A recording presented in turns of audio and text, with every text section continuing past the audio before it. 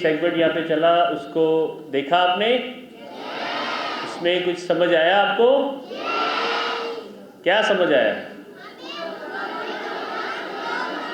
Very good जी। आपने अपने जो कोई भी कचरा है स्कूल में या क्लासरूम में, घर में, कोशिश करनी है कि हमने ये कूड़ा डस्टबिन वगैरह में डालना है, हमने गंदगी नहीं फैलानी, ठीक है?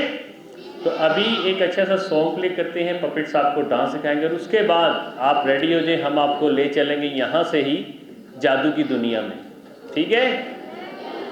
मैं बेहद मशहूर हूँ अली बुखारी साहब का कि जिन्होंने हमें मौका दिया कि हम रावलपिंडी में आके आपको एंटरटेन करें और लाहौर से हम स्पेशली आए आपको एंटरटेन करने।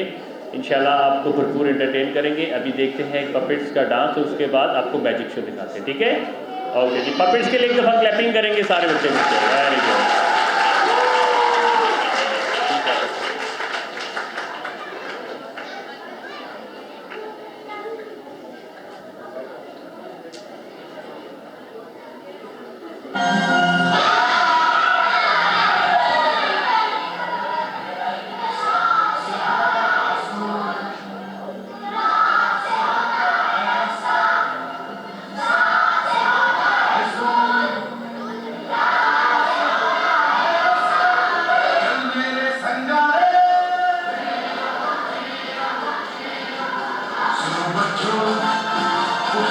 Basta